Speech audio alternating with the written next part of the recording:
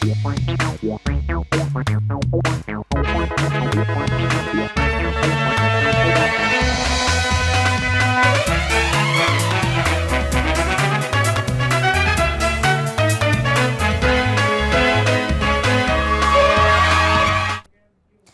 आप देख रहे हैं राष्ट्रीय समाचार। मैं आपके साथ हिमानी। नजर डालते हैं आज की हेडलाइंस पर। राष्ट्रपति द्रौपदी मुर्मू का पनडुब्बी में ऐतिहासिक सफर। आईएनएस वागशीर में नौसेना प्रमुख भी रहे साथ। कलवरी क्लास सबमरीन का खास दौरा। आईएमए नेटकॉन में अमित शाह का हेल्थ मॉडल। स्वच्छता से योग तक अमित शाह ने गिनाई उपलब्धियां। 11 वर्षों की स्वास्थ्य पहल पर बोले गृह मंत्री। मुंबई में मुस्लिम आबादी तेजी से बढ़ रही। हिंदू बनाम मुस्लिम प्रजनन दर का अंतर। बांग्लादेशी घुसपैठ को भी बताया कारण। अरावली पर्वतमाला विवाद फिर से सुप्रीम कोर्ट में। 100 मीटर ऊंचाई वाली परिभाषा पर सवाल। सीजेआई की वैकेशन बेंच करेगी सुनवाई। अयोध्या में महापौर सम्मेलन। शहरी विकास और नवाचार पर मंथन। महापौर ने अपने नगरों के मॉडल साझा किए। अयोध्या के विकास और योजनाओं की जानकारी दी। बात करें खबरों की, जहां सबसे पहले बात करते हैं राष्ट्रपति द्रौपदी मुर्मू ने आज कर्नाटक के कारवार नेवल बेस पर सबमरीन में यात्रा की। कलवरी क्लास की सबमरीन आईएनएस वागशीर में नौसेना प्रमुख एडमिरल दिनेश त्रिपाठी भी राष्ट्रपति के साथ मौजूद रहे। वहीं राष्ट्रपति मुर्मू की कलवरी क्लास सबमरीन में यह पहली और किसी राष्ट्रपति की दूसरी यात्रा है। डॉक्टर एपीजे अब्दुल कलाम पहले राष्ट्रपति थे जिन्होंने सबमरीन में यात्रा की थी। कलाम ने फरवरी 2006 में पनडुब्बी यात्रा की थी। राष्ट्रपति नौसेना की वर्दी पहनकर पनडुब्बी में पहुंची। P-75 स्कॉर्पिन प्रोजेक्ट की छठी और अंतिम पनडुब्बी आईएनएस वागशीर को जनवरी में नौसेना में शामिल किया गया था।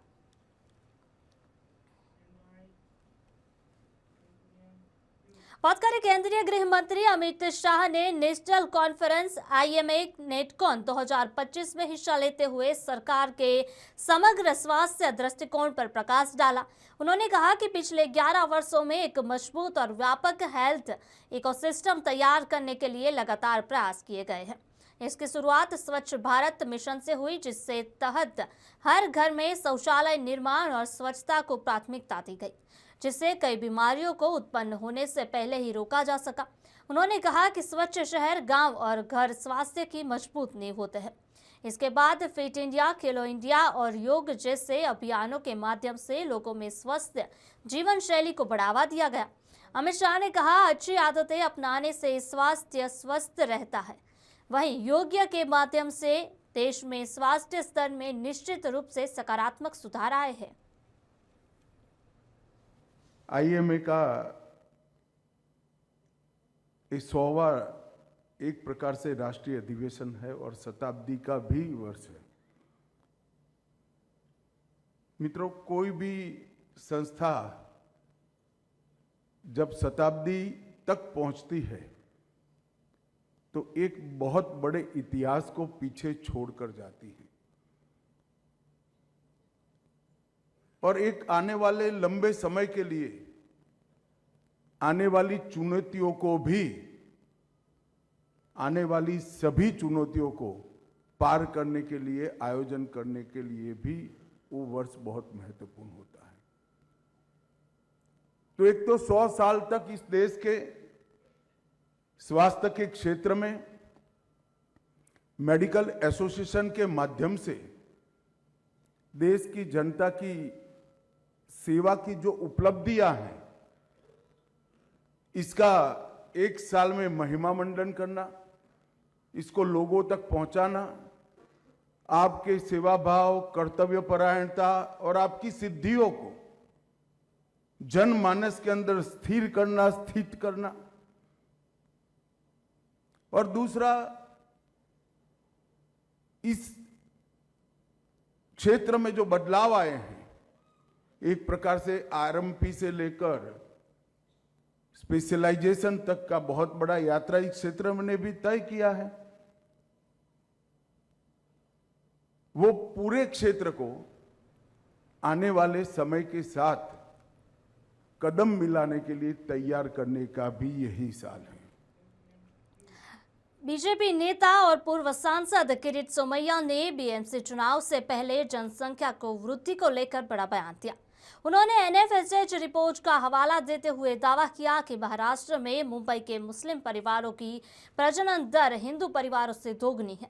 सोमैया के अनुसार मुंबई में हिंदू परिवारों की औसत प्रजनन 1.3 जबकि मुस्लिम परिवारों की लगभग 3 है। उन्होंने यह भी आरोप लगाया कि शहर में जनसंख्या परिवर्तन सिर्फ प्राकृतिक वृद्धि से नहीं बल्कि बांग्लादेशी घुसपैठियों के कारण भी हो रहा है। बीएमसी चुनाव के बीच इस बयान ने जनसंख्या और घुसपैठ के मुद्दे को फिर से राजनीतिक बहस का केंद्र बना दिया। मादी मुंबई मुस्लिम मुंबई बन रही है। भारत सरकार के नेशनल फैमिली हेल्थ सर्वे और एशियन डेवलपमेंट रिसर्च इंस्टीट्यूट का सर्वे कहता है कि मुंबई में हिंदू प्रजनन दर फर्टिलिटी रेट 1.3 है और मुस्लिम डबल यानी 2.6 है। यानी हिंदू 10 कपल ये 13 बच्चों को जन्म देते हैं, जब मुस्लिम 10 कपल यानी जोड़ियां ये 26 बच्चों को जन्म देते हैं। अरावली पर्वतमाला को लेकर उठा विवाद फिर एक बार सुप्रीम कोर्ट पहुंच गया है। जमीन से 100 मीटर या उससे अधिक ऊंचाई वाली पहाड़ियों को ही अरावली मानने की इस नई परिभाषा का विरोध होने के बाद कोर्ट ने इस मामले में स्वतः संज्ञान लिया है। इस पर मुख्य न्यायाधीश सूर्यकांत की वेकेशन बेंच सोमवार को सुनवाई करेगी, जिसमें जस्टिस जे.के. माहेश्वरी और जस्टिस ऑगस्टिन जॉर्ज महिस के शामिल होंगे। जहां मामला सीजेआई की वेकेशन कोर्ट में 5वें नंबर पर सूचीबद्ध है, अब सभी की निगाहें सुप्रीम कोर्ट की सुनवाई पर टिकी है, जहां केंद्र और राज्य सरकारों को नए दिशा निर्देश जारी किए जा सकते हैं।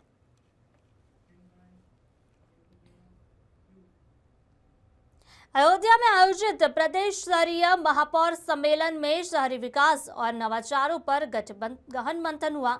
जहां दीप प्रज्वलन से शुरू हुए इस सम्मेलन में प्रदेश भर में महापौरों ने अपने नगर में किए गए नवाचार साझा किए, सफल प्रयोग अपनाने का संकल्प लिया। अयोध्या के महापौर महंत गिरीशपति त्रिपाठी ने नगर के विकास कार्यों जैसे कोयला मंडी स्थापन, भव्य प्रवेश द्वार, राम की पैड़ी पर नित्य दीपावली, ऑटोमेटिक स्विमिंग मशीन, हर घर सरयू जल योजना की जानकारी दी।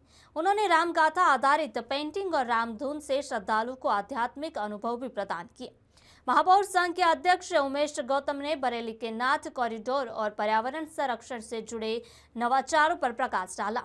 कानपुर, झांसी, लखनऊ, सहारनपुर, मुरादाबाद और गोरखपुर के महापौरों ने भी अपने शहरों के विकास मॉडल प्रस्तुत किए हैं।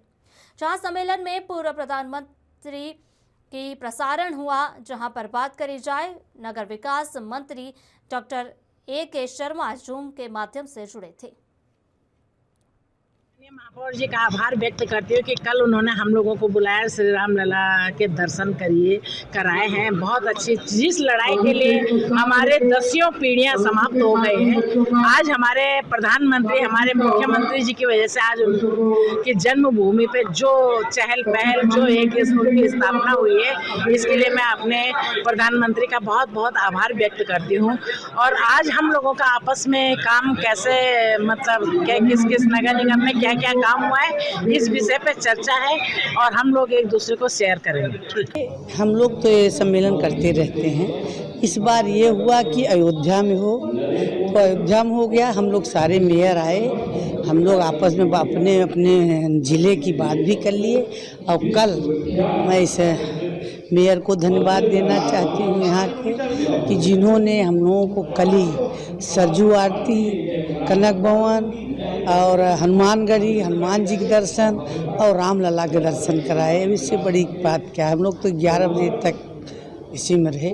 बड़ा अच्छा लगा यहाँ का, एकदम पूर्ण, एकदम अयोध्या, बिल्कुल अयोध्या। देखिए, आज इस अयोध्या जो भगवान राम की पावन नगरी है, ऐसे शुभ स्थल पर हम सभी यहाँ उपस्थित हैं। और आज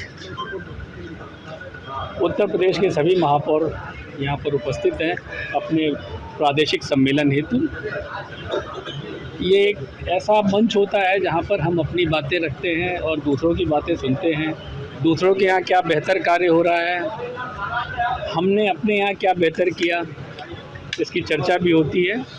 तो ऐसे में इस कार्यक्रम की उपादेयता बहुत बढ़ जाती है, जिससे जब हम एक दूसरे के साझा प्रयास से, सामंजस्य से हम आगे कार्य करते हैं और अपने शहर को बेहतर बनाने की कोशिश करते हैं। माननीय बात करें शिवसेना भवन में पार्टी प्रमुख उद्धव ठाकरे ने सभी नेता और पदाधिकारियों की अहम बैठक ली है, जहां बैठक में उद्धव ठाकरे ने साफ कहा कि बीजेपी और कांग्रेस दोनों का अनुभव शिवसेना कर चुकी है। अब किसी भी कीमत पर बीजेपी को हराना ही लक्ष्य है। उन्होंने शिव सैनिकों में जोश भरते हुए 16 जनवरी को जीत का जश्न मनाने का संदेश दिया। महाराष्ट्र धर्म व मराठी अस्मिता की रक्षा सिर्फ शिवसेना ही कर सकती है, यह दोहराया। उन्होंने कहा कि उम्मीदवार फाइनल किए जाएंगे, कल उनकी घोषणा होगी, उम्मीदवारों की सूची, उनका आदेश होगी। कोई भी शिव सैनिक पार्टी नहीं छोड़ेगा। उन्होंने बीजेपी और कांग्रेस पर आरोप लगाते हुए पार्टी कार्यकर्ताओं से किसी भी परिस्थिति में दल बदल न करने की अपील की है। वहीं गठबंधन पर बोलते हुए ठाकरे ने कहा कि कुछ समझौते और वार्ड छोड़ने पर रहे हैं, जहां लेकिन लड़ाई भावनात्मक और अस्तित्व की है। उन्होंने चेतावनी दी कि अगर मुंबई में शिवसेना का सफाया हुआ तो इसका मतलब मुंबई और महाराष्ट्र को निकलने का रास्ता खुल जाएगा। अंत में ठाकरे ने कहा कि असली जश्न 16 जनवरी को जीत के साथ मनाया जाएगा और शिवसेना साहस और दृढ़ता के साथ आगे बढ़ेगी। ते पहिलं लक्षात त्यावेळेला की तुम्हाला इतिहास सांगत होतो, मोरारजी देसाईंनी गोळीबार केला, त्याच्यामध्ये 107 जणांचं बलिदान झालं। 107 हे रेकॉर्डवरती आहे। पण त्यावेळेला इथे आम्ही नेहमी किंवा अनेकदा सांगितले, एक पत्रकार बाई आल्या होत्या परदेशी, ताया जिंकिन नावाच्या, आणि त्यांनी एक पुस्तक लिहिले ते माझ्याकडे आहे, रिपोर्टिंग इंडिया। त्याच्यात त्यांनी म्हटलं, लिहून ठेवलेलं आहे की त्यांनी एका जेव्हा हॉस्पिटलमध्ये सेवाकाराला भेट दिली तेव्हा किमान 200 ते 250 रेतं त्यांच्यासोबत पडली होती, त्यांची रेकॉर्डच नाही। एवढं सगळं बलिदान करून आपण मुंबई मिळवलेली आहे, आणि तीच मुंबई म्हणजे मी तुम्हाला म्हटलं, शिवसेना त्यांना का खतम करायचे? कारण मुंबईचा घास गिळायला शिवसेनेखेरीज दुसरा कोणताही काटाळ्यांच्या खिशात अडकू शकत नाही, म्हणून त्याने शिवसेना खतम केली। एकदा का मुंबईमध्ये शिवसेना खतम केली तर आम्ही मुंबई महाराष्ट्र गिळायला मोकळे झालो। एक पाप आपल्या हात होता, आणि एवढी तुम्हाला फक्त विनंती करायला हवं, तुम्ही तुमच्यातला जोश हा आहेच, पण हा जोश मला 16 जानेवारी सुद्धा दिसला पाहिजे। जल्लोष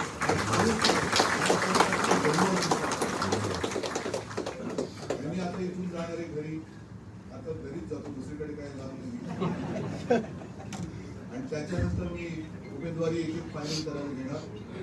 ज्यांच्याशी बोलले त्यांच्या सगळ्यांच्या मताप्रमाणे तुम्हाला माहिती आहे, शाखा प्रमुख, उपविभाग प्रमुख, विभाग प्रमुख, आणखी तिथले आमदार असतील, खासदार आणखी आणखीन कोणाची माहिती आहे, या सगळ्याची गोळाबेरीज करून कोणती नावं आली हे सगळं करून मी नाव फायनल करीन। मान्य आहे?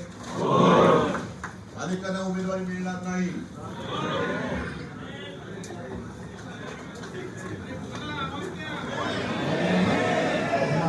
तुमचा वॉर्ड मला सोडावा लागेल। भगवान झेंडा माझ्या शिवसैनिकाच्या हात नव्हता, मी तुम्हाला शपथ मी तुम्हाला घालतोय, ही भगव्या झेंड्याची शपथ आहे। केवळ मीच नव्हे,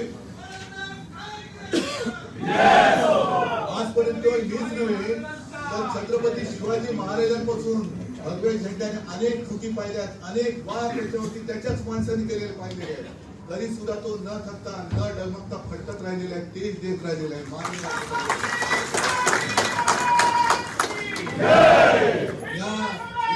नियतीची इच्छा असेल, नियतीची इच्छा असेल, नियती सुद्धा निवडताना मर्दाला निवडते, नामर्दाला निवडत नाही। नियतीने त्यावेळेला काय कुणाच ठाऊक शिवसेना प्रमुखांच्या कसं डोक्यात आलं असेल, आणि छत्रपती शिवाजी महाराजांचा झेंडा त्यांच्या हातात आला असेल, मला या सुद्धा या महाराष्ट्र रक्षणाच्या लढाईमध्ये ठीक आहे, धनुष्यबाण त्यांनी चोरला तर बात करें मुंबई के बोरीवली पश्चिम स्थित एमएचपी पुलिस ने सरकारी नौकरी लगाने के नाम पर ठगी करने वाले को सस्पेंड। सीआईएसएफ ऑफिसर को किया गिरफ्तार। जहां बात करें सस्पेंड सीआईएसएफ ऑफिसर ने एमएचपी पुलिस स्टेशन के रहने वाले एक व्यक्ति से सीआईएसएफ में सरकारी नौकरी लगाने के नाम पर 8 लाख रुपए भी लिए और फरार हो गया। वहीं पुलिस ने मामला दर्ज कर मामले की जांच शुरू कर दी है।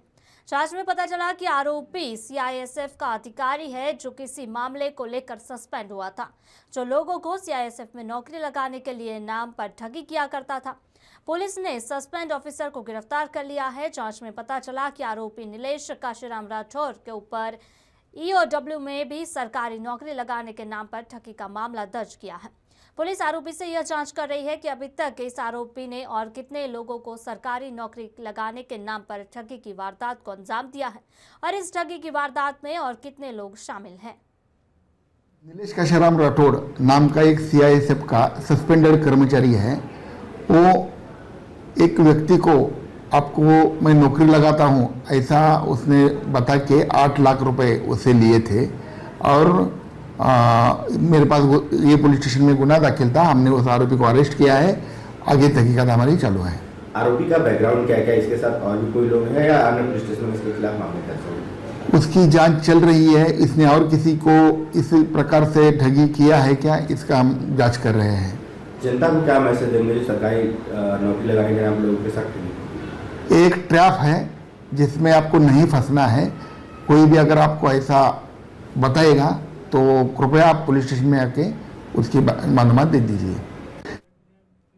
आंध्र प्रदेश के मुख्यमंत्री चंद्रबाबू नायडू पावनगिरी अयोध्या पहुंचे, जहां महर्षि वाल्मीकि अंतर्राष्ट्रीय हवाई अड्डे पर उनका स्वागत किया गया। जिले के प्रभारी मंत्री एवं उत्तर प्रदेश सरकार के कृषि मंत्री सूर्य प्रताप शाही एवं जिला प्रशासन के वरिष्ठ अधिकारियों ने मुख्यमंत्री का अभिनंदन किया। अयोध्या आगमन के पश्चात मुख्यमंत्री चंद्रबाबू नायडू सीधे श्री राम जन्मभूमि मंदिर परिसर पहुंचे। इसी दौरान उन्होंने मंदिर परिसर स्थित यज्ञशाला में चल रहे वैदिक अनुष्ठानों में सहभागिता की और विधि विधान के साथ भगवान रामलला का दर्शन पूजन किया। मुख्यमंत्री पूरे समय श्रद्धा और भक्ति में लीन दिखाई दिए। जहां दर्शन पूजन के उपरांत मुख्यमंत्री ने श्री राम जन्मभूमि मंदिर परिसर में चल रहे निर्माण कार्यों का गहन अवलोकन किया।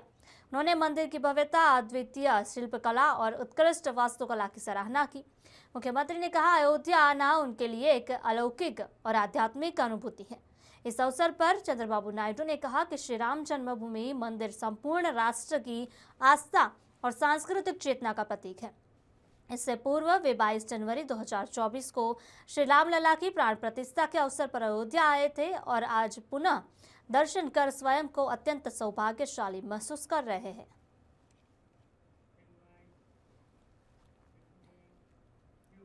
बात करें शिवसेना सिंधे समूह के शिव सैनिकों में आक्रोश फैल गया, जहां 500 से अधिक पदाधिकारी इस्तीफा देने की तैयारी में हैं।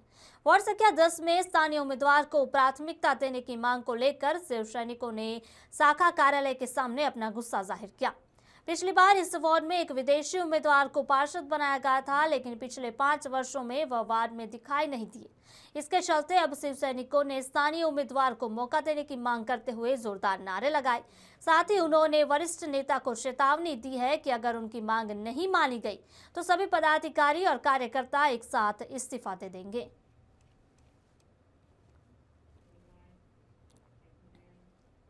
बात करें दाहोद की, जहां 31 दिसंबर को देखते हुए दाहोद जिले के चेक पोस्ट पर सुरक्षा एजेंसी अलर्ट मोड पर है।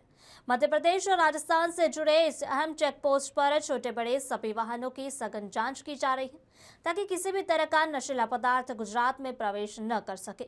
खंगेला चेक पोस्ट मध्य प्रदेश को गुजरात से जोड़ता है और इसी वजह से यहाँ विशेष सतर्कता बरती जा रही है। दाहोद पुलिस लगातार आने जाने वाले वाहनों की तलाशी ले रही है। 2 दिन पहले इस चेक पोस्ट पर चेकिंग के दौरान पुलिसकर्मी पर हमला हुआ था, जिसके बाद सुरक्षा और भी बढ़ा दी गई। विशेष टीम को तैनात किया गया है। नए साल के जश्न को लेकर युवाओं को नशे से दूर रखने के उद्देश्य से पुलिस पूरी मुस्तैदी के साथ काम कर रही है। इसी संबंध में जहां जगदीश भंडारी से बातचीत की गई, उन्होंने बताया कि 31 दिसंबर को लेकर जिले भर में सघन चेकिंग अभियान चलाया जा रहा है और किसी भी तरह की लापरवाही नहीं बरती जाएगी। दाहोद खंगेला चेक पोस्ट पर हूँ, जो सरहद है मध्य प्रदेश और गुजरात की। ऐसे तो दाहोद के दो सरहदें हैं, गुजरात मध्य प्रदेश और गुजरात और राजस्थान। खंगेला जो चेक पोस्ट है, यहाँ पर मध्य प्रदेश से कोई नशीला पदार्थ गुजरात में न लाया जा सके, इसलिए यहाँ पर लगातार छोटे बड़े सभी वाहनों का चेकिंग किया जा रहा है, जैसा कि आप दृश्य में देख सकते हैं।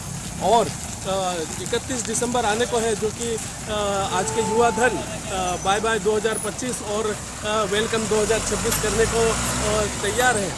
वो नशीला पदार्थ लेकर के अलग अलग उल्टा सीधा कार्य करते हैं, जिससे कि ये सब कार्य न हो सके, इसलिए यहाँ पर लगातार चेकिंग चल रहा है। आपको जानकारी के लिए बता दूं कि आज के 2 दिन पहले ही इसी चेक पोस्ट पर चेकिंग के दरमियान यहाँ के पीआई के ऊपर हमला किया गया था, जिनकी अस्पताल में भर्ती किया गया था। इलाज के दौरान अभी उनकी स्थिति ठीक है, अच्छी है, और इसी को लेकर के यहाँ पर अभी लगातार चेकिंग चालू है। नागेश्वर सेन, राष्ट्रीय समाचार, दाहोद। भाई हम दिल्ली से आ रहे हैं, हम गोवा जा रहे हैं बाय रोड। आप इस चेकिंग के विषय में क्या कहेंगे? भैया बहुत अच्छा लगा अपने को, यहाँ पे चेकिंग हो रही है नशे के प्रति। तो आज के जो युवा लोग हैं वे नशे के प्रति ज़्यादा हो रखे हैं, तो इसी प्रति में गाड़ी को रोका जा रहा है, चेकिंग हो रखी है। इस चेकिंग को लेकर क्या कहेंगे, कैसा काम है? बहुत अच्छी बात है, दिल खुश हो गया। आपका नाम? मोहित नाम।